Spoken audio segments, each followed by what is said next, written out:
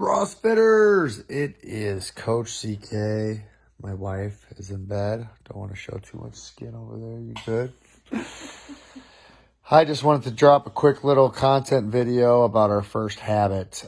We are going to lay the foundation in this challenge, and we are going to get to the food. And I've already got people asking me about their protein, their calorie numbers, and we will get there. So don't you fret. But what I wanted to do first was talk about the first habit of the week, which we declared would be sleep. And I wanted to talk about your evening routine as well as your morning routine. I've already shot a video about the nutrition side, what I called my bookends.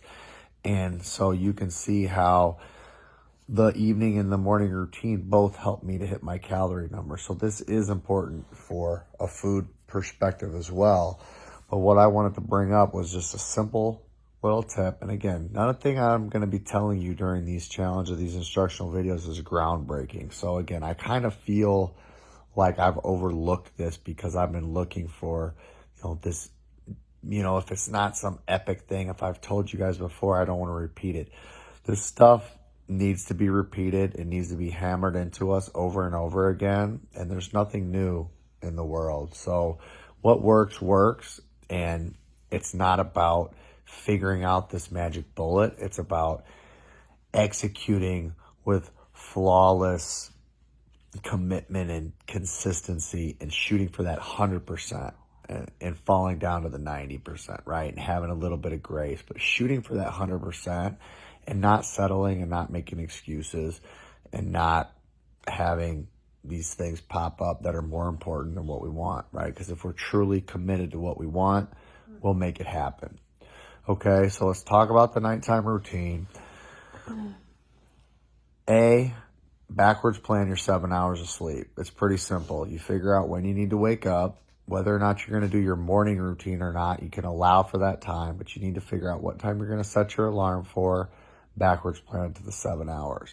Okay, so for me, I'm going to get up and work out with a class at 6. I want to do my quiet time and my personal stuff, which we'll get into later on in these next couple weeks of the challenge. I'm not going to dive into that, but I'm going to give myself at least an hour. Okay, I'm going to set my alarm on my phone and I'm going to plug my headphones in. I'm going to get some meditation in for 15 minutes. I'm going to get into the Word of God. I'm going to get my mind right before I jump on the Zoom call. Okay, so I need to allow this 1 hour, and then that puts me at 5 a.m. Okay, so I'm going to go backwards from 5. That puts me at, what time does that put me at, honey? 10 o'clock. That puts me at 10 o'clock because I got 2 hours to midnight and I got 5 hours to 5. That puts me at 10 o'clock. All right. So now my lights need to be out at 10. Then what do I need to do to ensure that I'm hitting my lights out at 10? What does my nighttime routine need to look like? Well, you guys already know from my other video, I like to do a T, right? So come 9 o'clock, I'm setting an alarm that gives me 1 hour. Damn, bedtime's coming soon. All right, put the tea kettle on, get the water hot, get my little concoction made, start to wind it down. Need to wrap up my work. I need to start to get the kids in bed. Whatever I need to do. Now I've got 60 full minutes to get to that wind down point. Okay, in the past, and the reason I'm bringing this up is set my alarm for 10 or whatever, and I would try to go to bed at 10, and I would never go to bed before 11. Because by the time I got up there, and then the kids need this, and then I'm pissed at them, and I'm yelling, and then I get in settled, and then I go back downstairs, and then I'm doing this and that, and it's 11 o'clock. Then I want to read for a little bit. Then I'm listening to something on my phone.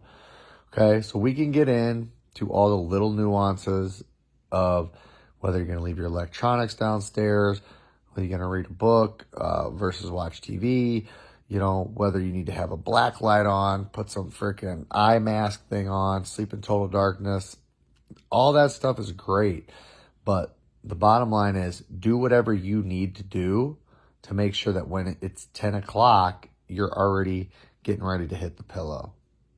It's that simple, okay? Doesn't mean it's going to be easy. So you guys have your teammates and you have your coaches. As these roadblocks come up, then we can help to address them and we can help you navigate through them. But saying that I work till I got to get done with paperwork and I put the kids to bed and then I come up and do paperwork, you need to figure out another way. You need to figure out another way if this is important to you. So we can have that conversation inside of, a one-on-one or something else. You can do some self-reflecting. Do you really need to get that done? What's the cost of not doing it? What's the cost of doing it? Is it really that time sensitive? Can you cut it off? Are you just in habit of staying up that late and doing it? Is that when you work best? Okay, then maybe you change your morning routine. There's always a third door, right? Maybe then you don't get up at 4 a.m. I don't know. I don't know what the answer is, but I know that it may not be what you want to hear, but there is a way. There is always a way. So it's not about an A or a B, it's finding the C. And when you allow for that to be a possibility, then you can start to think of it. When you say it's either this and I don't want to do that, or this and I don't want to do that, then it's either a lose-lose, right? We have to find the third door for the win. So make it happen. Talk through it. Look for ideas from other people. Change the morning routine so you can sleep in later. Figure out your work deadline. Maybe you don't need to be that committed to work. We've talked about this. Maybe you just cannot get the work done. Oh, but what's the boss going to say? Oh, I don't know. What's he going to say? Test it. Push it.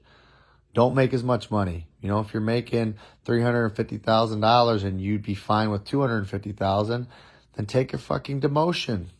Cut back your hours. Check your ego at the door and have a better quality of life and figure out how to live off of less. I don't know. Maybe that's the answer. Maybe it's not.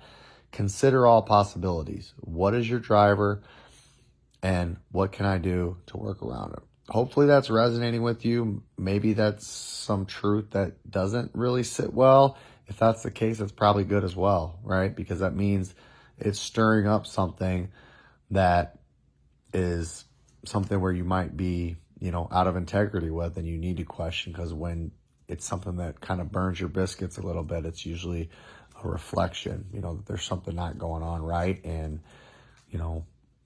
this would be that call to look at it a little bit deeper. So that's a quick little one on sleep. Set that evening routine, have your little nighttime snack, and then try to do the same thing. Try to build that habit where it's consistent. Your body likes consistency. When you start to have that tea, you start to wind down. When you start to grab that book, you start to wind down. Your body relaxes and lets go. Try to make it the same time every night. Your body likes that. We get in our little circadian rhythm. Cool. So that's all I got about that. Love you guys. I'll keep these coming. It's going to be something every day, every couple days, to try to keep you on track and start to give you tips to continue to build these habits. All right. Love you. Good night.